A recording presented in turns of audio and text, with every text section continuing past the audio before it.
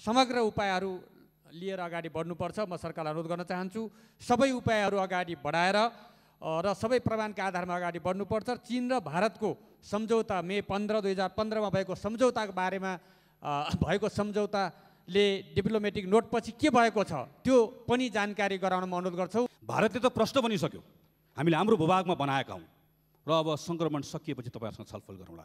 के नेपालले अब रिग्रेट गरेर मात्र बस्ने हो? खालि एउटा घटना आउँछ, स्टेटमेन्ट दिन्छौँ, त्यसपछि हामी शान्त भएर बस्छौँ, बाँकी कुनै प्रयासहरू हुँदैन।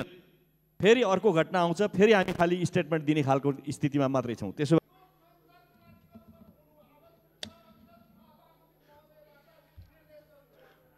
उपयुक्त समयमा छलफल हुन्छ, मेरो ध्यान आकर्षण भयो। कोरोना पछि हामी चाहिँ वार्ताको टेबलमा बस्न तयार छौँ भन्नुभएको छ। त्यसले गर्दा कूटनीतिक माध्यमबाट समाधान गर्न सकिन्छ भन्ने कुरामा सरकारको दृढ विश्वास रहेको म यहाँहरूलाई जानकारी गराउन चाहन्छु।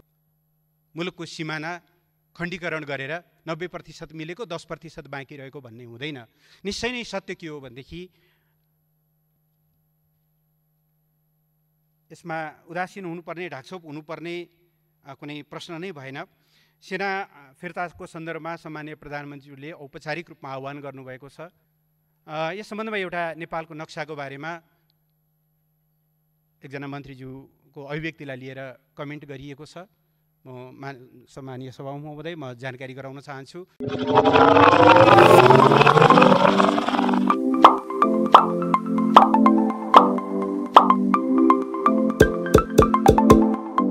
मान्य श्री जनार्दन शर्मा।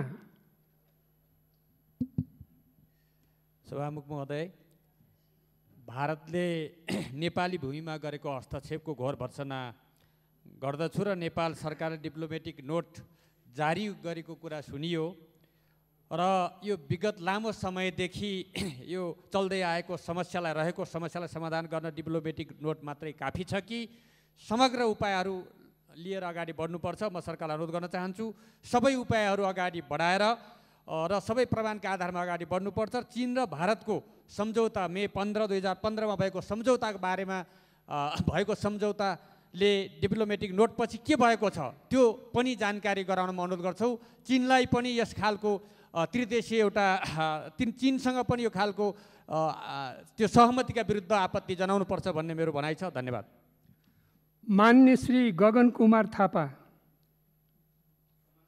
महोदय, भारतको हस्तक्षेप अतिक्रमणको घोर भर्त्सना गर्दछु। केही समय अगाडि रक्षा मन्त्रीजीले यो ठाउँको अवलोकन गर्नुभएको थियो।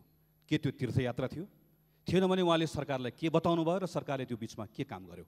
भारतले त प्रश्न बनिसक्यो, हामीले हाम्रो भूभागमा बनाएका हौँ र अब सङ्क्रमण सकिएपछि तपाईँहरूसँग छलफल गरौँला। के नेपालले अब रिग्रेट गरेर मात्र बस्ने हो वा हाम्रो भूमि तिमीलाई प्रयोग गर्न दिँदैनौ भनेर अब्जेक्ट गर्ने हो? हाम्रो भूमिमा 1 इन्च पनि तलमाथि भयो भने नेपालले छाड्नेवाला छैन भनेर प्रष्टसँग भन्ने हो। भारतको यो दादागिरी र चीनको न्यानो सहयोगको प्रतिरोध गर्न नेपाली काङ्ग्रेस, सिङ्गो नेपाली जनता तयार छ। सरकारले हामीबाट के सहयोगको अपेक्षा गरेको छ हामी जान्न चाहन्छौँ। धन्यवाद। मान्य श्री सुरेन्द्र प्रसाद पाण्डे।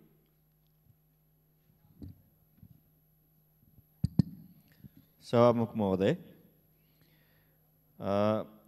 अहिले जुन विषयमा हामी छलफल गरिरहेका छौँ, सबभन्दा पहिला त म यो नेपाली भूमिमा जुन निर्माण भएको सडकको कुरा छ, म त्यसमा आपत्ति व्यक्त गर्न चाहन्छु, निन्दा गर्न चाहन्छु। सरकारले यसबारेमा जो स्टेटमेन्ट राखेको छ त्यसलाई धन्यवाद भन्न चाहन्छु। तर म एउटा कुरा के भन्न पनि चाहन्छु भने खालि खास घटनाहरूमा मात्रै स्टेटमेन्ट दिएर हामी चुप लागेर बस्ने जुन खालको समस्या छ, यसलाई हामीले रेगुलर एउटा निष्कर्षमा पुर्याउनको लागि गर्नुपर्ने नियमितका प्रयासहरू के भए भन्नेतर्फ पनि म सरकारको ध्यान आकर्षण गर्न चाहन्छु। खालि एउटा घटना आउँछ, स्टेटमेन्ट दिन्छौँ, त्यसपछि हामी शान्त भएर बस्छौँ, बाँकी कुनै प्रयासहरू हुँदैन। फेरि अर्को घटना आउँछ, फेरि हामी खालि स्टेटमेन्ट दिने खालको स्थितिमा मात्रै छौँ। त्यसो भएले यसतर्फ सरकारले नियमित के प्रयास गर्छ र यस पछिका योजनाहरू के निर्माण गर्छ त्यसको बारेमा म सदनलाई जानकारी गराउनको पनि माग गर्दछु। धन्यवाद। मान्य सदस्यहरू, अब मान्य परराष्ट्र मन्त्रीलाई उक्त प्रश्नहरूको सम्बन्धमा जवाफ दिन अनुमति दिन्छु।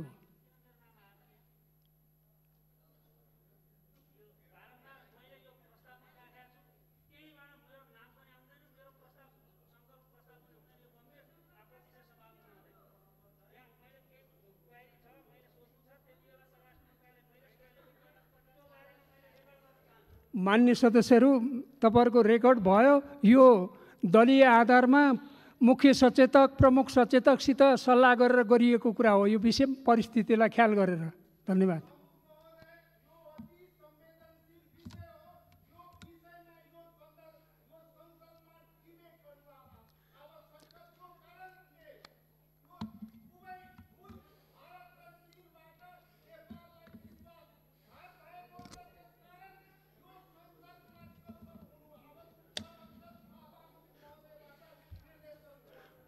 उपयुक्त समयमा छलफल हुन्छ, मेरो ध्यान आकर्षण भयो। मान्य सदस्य, मान्य मन्त्री हो। सम्मानीय सभामुख महोदय, छलफलमा भाग लिनुहुने र छलफलमा थप भाग लिन पाऊँ र हाम्रा कुराहरू राख्न पाऊँ भन्ने सबै मान्य सदस्यज्यूहरूलाई म धेरै धेरै धन्यवाद भन्न चाहन्छु। मैले अघि पनि भनेको थिएँ, वास्तवमा यसले सरकारलाई एउटा स्ट्रेन्थ दिएको छ राष्ट्रिय हितका सवालमा अझ दृढतापूर्वक अगाडि बढ्न र एउटा परिणाम निस्किने गरी काम गर्नको निम्ति भन्ने म आग्रह गर्न चाहन्छु। सबै मान्य सदस्यज्यूहरूलाई धन्यवाद भन्न चाहन्छु। यो निर्माण कार्यको बारेमा सरकारलाई थाहा नहुने भन्ने प्रश्नै भएन र हामीले त्यसको बारेमा यो समस्याको समाधान, सीमा समस्याको समाधानको बारेमा पटक पटक प्रयासहरू गर्दै आएको, पटक पटक हामीले वार्ताका निम्ति मितिहरू प्रस्तावित गरेको र जुनसुकै लेभलमा, चाहे त्यो दुवै देशले स्वीकार गरेको परराष्ट्र सचिव लेभलमा या परराष्ट्र मन्त्री लेभलमा या त्योभन्दा माथिल्लो लेभलमा या पोलिटिकल लेभलमा, ट्र्याक 1, ट्र्याक 1.5 या ट्र्याक 2, जुनसुकै लेभलबाट पनि कुराकानी गर्नका लागि हामी तयार रहेको हामीले पटक पटक बताउँदै आयौँ। केही इन्फर्मल कुराकानीहरू नभएका पनि होइनन् यस बिचमा।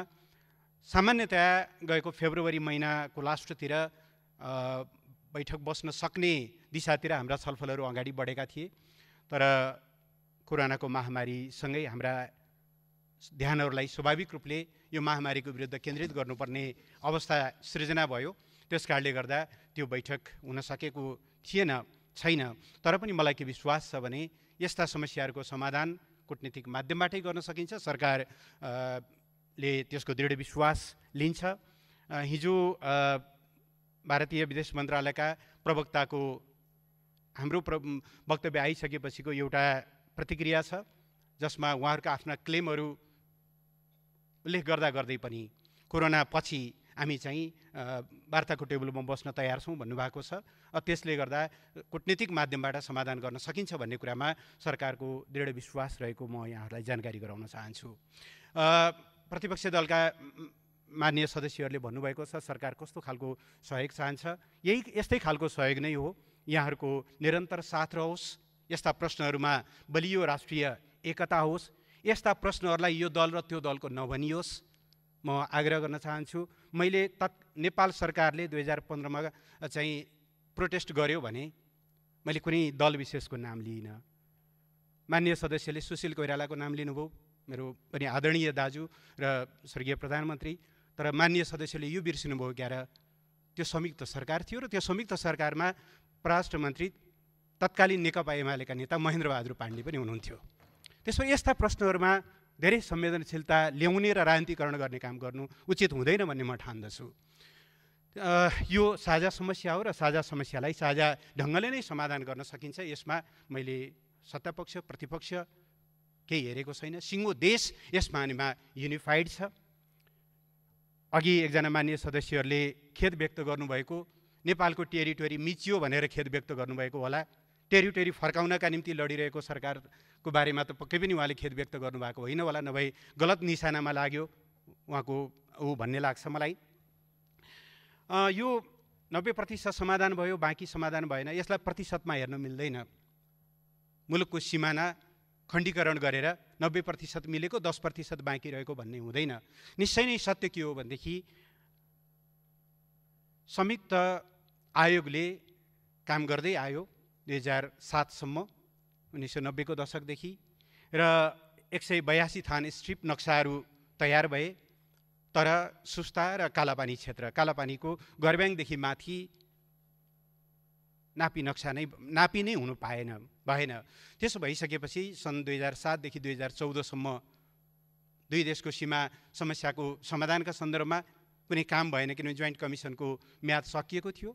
सन् 2014मा फेरि चाहिँ जोइन्ट टेक्निकल कमिटीको 2014मा नेपाल भारत परराष्ट्र मन्त्री स्तरीय जुन जोइन्ट कमिसन छ त्यसले बाउन्ड्री वर्किङ ग्रुप BWG बनाएर त्यसले काम गरिरहेको छ।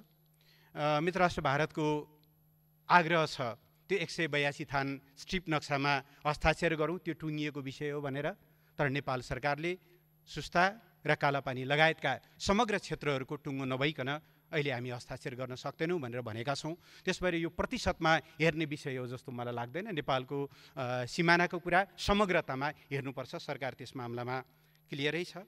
लिपुलेखको बारेमा चीनलाई पनि हामीले त्यति बेला पत्राचार गरेका छौँ र त्यस यतापट्टिका थुप्रै कुराकानीहरूमा चाहिँ चीन लिपुलेखको सन्दर्भमा नेपालको दृष्टिकोण चीनलाई प्रष्ट पार्ने कामहरू गरिएको अवस्था छ।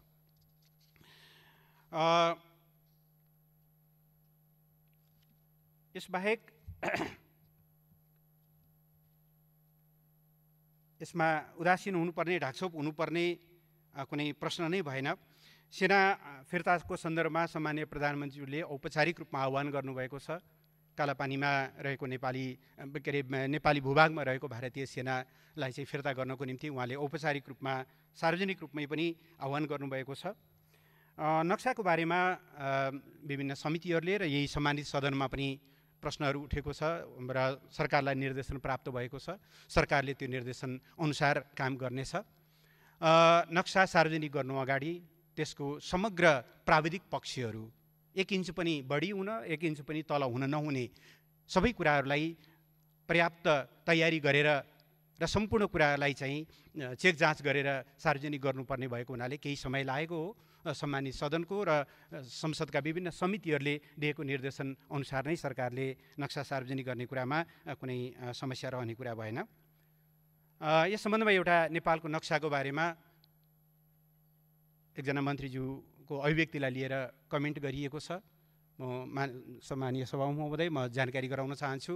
अहिले नेपालले प्रचलनमा ल्याएको 2032 सालदेखि प्रचलनमा रहेको राजनीतिक नक्सामा चाहिँ लिपुलेख र कालापानी भूभाग समेटिएको छ। त्योभन्दा पश्चिमको भूभाग समेटिएको स्थिति छैन। त्यो वर्तमान सरकारले गरेको होइन। यो कुरा एका राख्न अथवा यस सम्बन्धी जानकारी लिनलाई पनि म आग्रह गर्न चाहन्छु र धेरै मान्यज्यूहरूले एउटा समग्र खालि एउटा औपचारिक पत्राचार अथवा वक्तव्य या डिप्लोमेटिक नोटहरू पठाउने मात्रै नभएर समग्र संयन्त्रहरू परिचालित गरियोस्, सबै खालका उपायहरू अवलम्बन गरियोस् भन्ने जुन आग्रह गर्नुभएको छ त्यसलाई सरकारले एउटा महत्त्वपूर्ण मार्गदर्शनको रूपमा लिएको छ। यहाँहरूको यो सुझावलाई ध्यानमा राखेर हामी सबै खालका कूटनीतिक प्रयासहरूलाई प्रभावकारी ढङ्गले अगाडि बढाउने र नेपाली जनताको भावना अनुसार नेपालको सार्वभौम सत्ता, राष्ट्रियता, राष्ट्रिय भौगोलिक अखण्डता, स्वाभिमान र राष्ट्रिय हितको रक्षाका निम्ति दृढतापूर्वक अघि बढ्ने विश्वास म सम्मानित सदनमा प्रस्तुत गर्न चाहन्छु सम्मानीय सभामुख महोदय मार्फत